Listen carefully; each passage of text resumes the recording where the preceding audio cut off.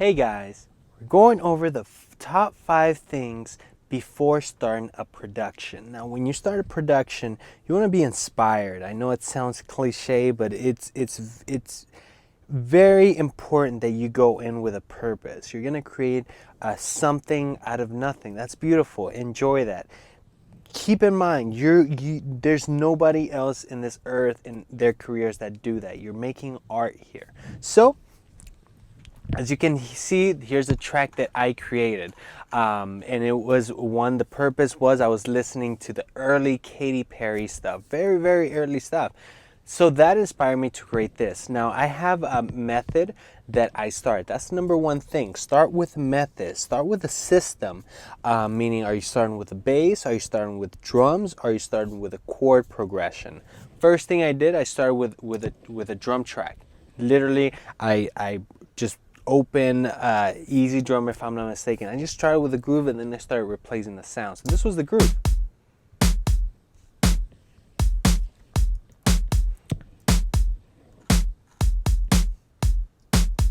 Very straightforward, right guys? So number one thing is starting with drums. Perfect. Number two, make sure that you're well aware of the VSTs that you have to your disposal. You have different things like the EXP24 for Logic users. For Pro Tools, you have Expand as well that you could use. You have the Minigram that sounds great as well. Those are the VSTs that are going to help you. In regards to drums, what I do is not only use things like, VSTs like Easy Drummer, but I have samples. I collect samples. That's number one. Two, a key thing is know your stuff, know your material, know the plugins that you're working with, know your ammo, I would say, right? So that is the number two thing. Number three is, who is this for? Why are you doing this? What artists are you doing this? This is for an independent artist that got signed to label. Very, very fun project to be a part of. And and let me show you what I mean by that. I added some guitars after the drums, going back to the process, right?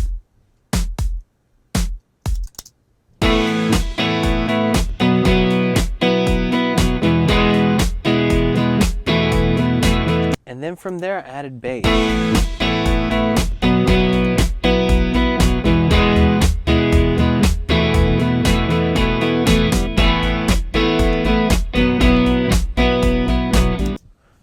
So that's number three. Number four, I would say, in my opinion, number four, the fourth most important thing before starting a production is what plugins are you going to use, what plugins to create your sounds. This is not about mixing anymore. This is about using different things like delays to actually print within your stems, right? This is not something that you're going to keep on your plugins, right?